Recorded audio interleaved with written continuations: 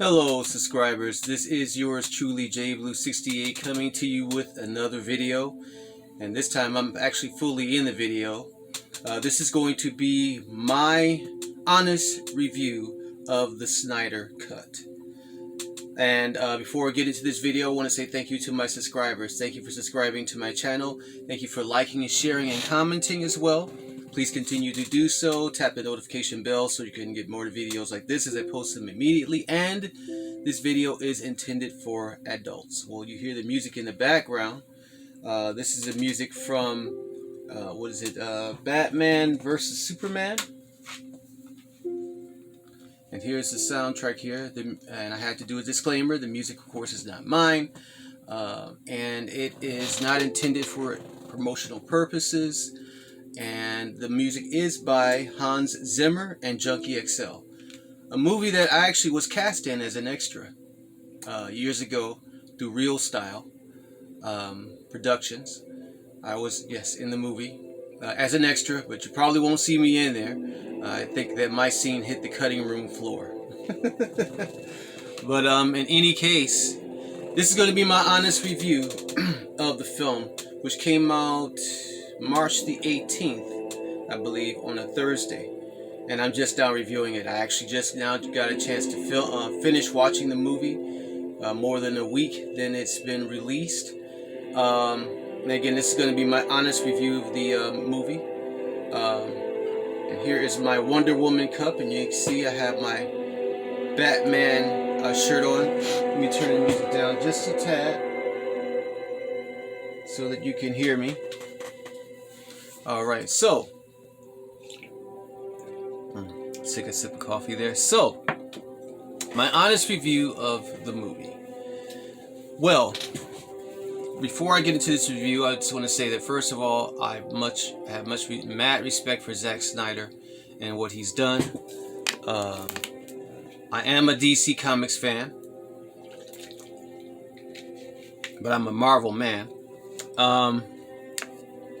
I'm a DC Comics fan. I read and collect comics, as I'm sure you've seen on a lot of my videos. So I'm not just a comic book movie fan. See, there's a difference between comic book.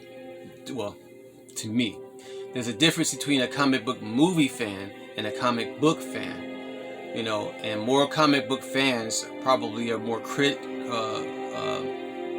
they probably critique comic book movies a little bit more harder than your average moviegoer or comic book moviegoer. And so I'm probably one of those people. So for me, the movie was okay. I don't think it was the greatest spectacle that a lot of people are making it out to be. It wasn't terrible, but it was not great.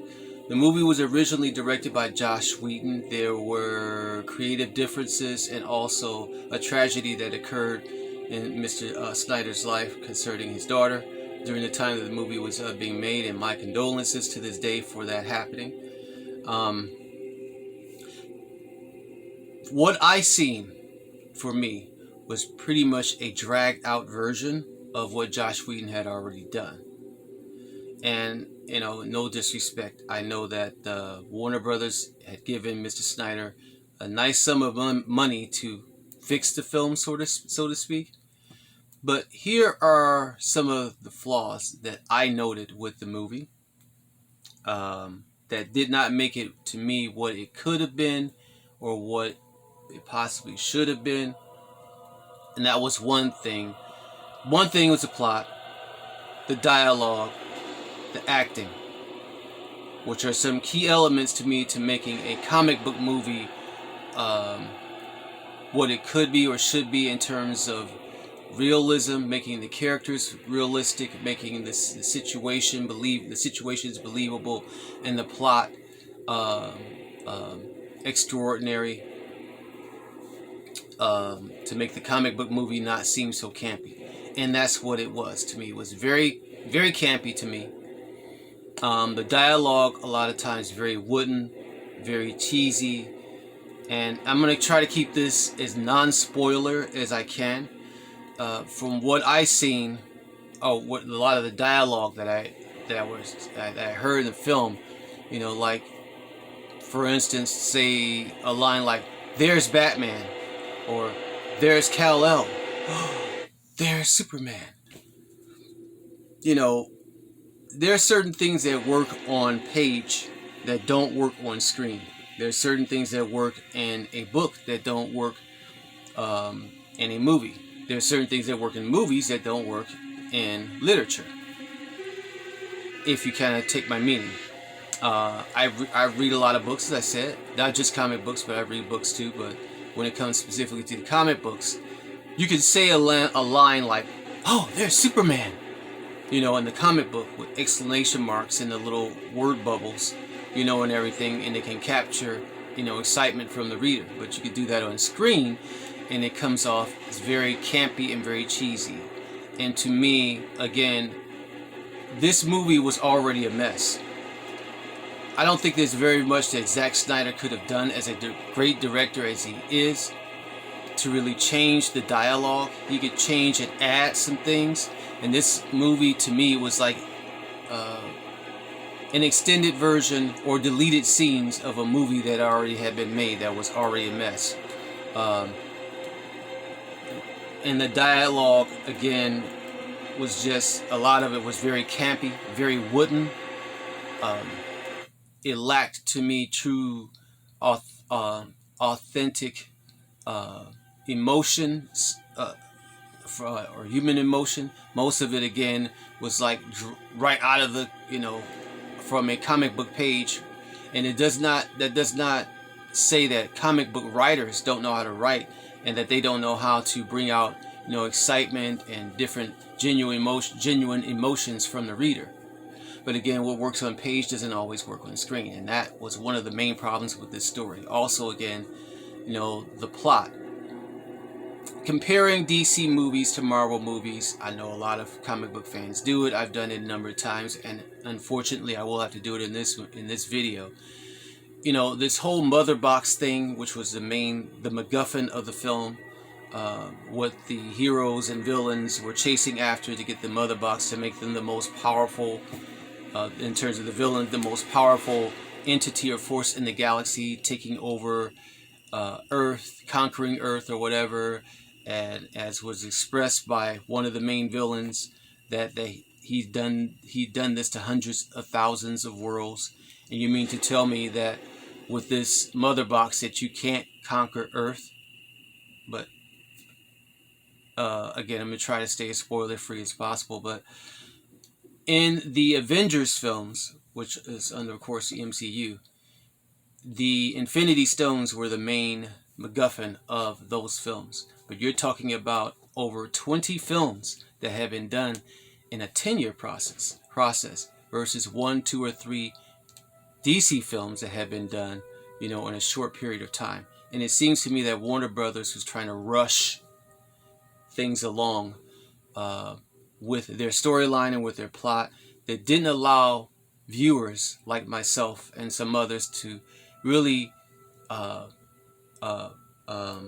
attach themselves to the characters, even though we know who Batman and Superman are.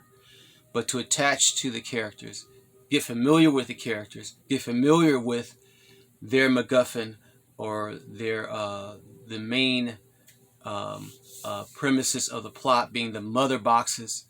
You know, like in Avengers, again, they developed over years what the Infinity Stones were. Not just in one huge comic book movie team-up film, which took a while to get to, because before they even did the Avengers, they did individual films with I'm about to say Batman, Captain America, Thor, Iron Man. And in those films, they showed the Infinity Stones. You know, each stone individually. Not just paired in one group, you know, in the Infinity Gauntlet. And it allowed viewers, moviegoers, time to get familiar with what these things were, their power, their abilities, what they were able to do, how they affected the characters, how they affected the people around the characters, and the storyline itself. And then put them in a team-up movie. And even then, they weren't really getting along as heroes. And still finding out who they were, How are they going to get along? Are they going to become a team, and as a team conquer and overcome the power of the Infinity Stones, and then the person who was trying to get the stones, of course, that being Thanos? And how can they work together to conquer this powerful being? Well, to me, DC has not allowed the time for viewers to be able to do the same thing. Everything has felt rushed, and it felt rushed even in this 4-hour movie. You know, with characters that I know from comic book pages, but to introduce them on screen and make everybody become familiar with them, I didn't feel that. The actors, the acting, the actors themselves, yes, I like Gal Gadot. As you can see over here, back here, Gal Gadot as Wonder Woman. Let me just raise the camera a little bit, by the way. I like Gal Gadot as Wonder Woman. I liked her in the first Wonder Woman movie. I thought it was great. Ben Affleck even cast as Batman, Bruce Wayne. I liked him as Bruce Wayne. And of course, I love Henry Cavill as Clark Kent, Superman. I'm still on the fence with Ray Fisher as Cyborg, and I do not like, what is his name, the gentleman that plays as Flash. Not him as a person, but his acting ability. Ezra Miller as Flash, no. I just can't get to the character. And then the whole running scene thing, looks like he's swimming instead of running. No. That doesn't work for me. And even the suit, suit itself, the costume that he wears, it looks like armor. And for me, Flash, his outfit should look more aerodynamic. It should look more sleek. You know, something that someone who's running should wear. Basically spandex, similar to the Flash that you see in the CW. I'll show you real quick too, which you've seen before in one of my videos, the Flash action figure. There he is right there. No, that's kind of a little dark, but if you can see that. You know, that to me is what Flash should look like. And also, again, the way they have him running. And one of my buddies, Mike, we've discussed this before. He really hates the running scenes and does not like Ezra Miller in this as a Flash, in the role as a Flash. And I have to agree. You know, the running scenes are just that they're awful. And then again, like I said, and then even some of the music for the movies is awesome. Hans Zimmer is a great composer, and Junkie XL, who helps him as well. But it's like every time, and this is a little spoiler, they show Superman, you hear the dun dun dun dun dun dun. I'm like, why do they keep doing that? You know, me as a musician, I'm a musician, and you can check out some of my videos catalog to see some of my music videos. You know, you can do what's called thematic overkill. It's like every time you show Superman, you play that theme. I'm like, you don't have to do that. You know, it's just like I was saying, every time they would show some of the characters, you know, someone points out, there's Wonder Woman, there's Batman. Are you Batman? Are you Superman? I'm like, it's not necessary to point out the obvious, you know. So even, it's like, to me, the music editor, whoever the music editor was, definitely was not on their job, and it tried to cram a lot into this movie, and even having it rated R. I don't see why it was rated R. You know, rated R to me means something that you can't take your children to see, either because of foul language or profanity, profanity, and nude scenes and violence. The violence in this movie was not to an R standard. There was no blood. You know, and that is giving some things away. To me, no real bloody scenes. There was no sex. There were no sex scenes. And the profanity that you hear in this movie, the same thing you hear in video games, which kids buy and kids own and hear pretty much every day. Oh man, my shirt's really wrinkly. That's okay. But you know, again, there was nothing in this movie to me that made it stand out. You know, as the film to see you know, that Zack Snyder had did anything to it to make it outstanding. And I'm sorry to say that. You know, I'm not here to dog a superhero movie, as I am a huge superhero and, like I said, comic book fan. But I didn't really see anything in this movie that made it outstanding.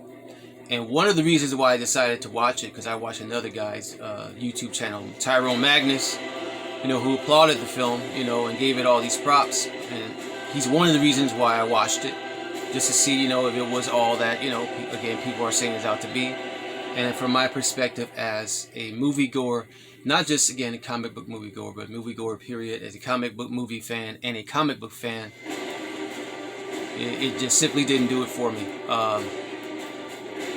I don't know what's to become of the DCEU. Marvel, to me, has the type of formula that's working.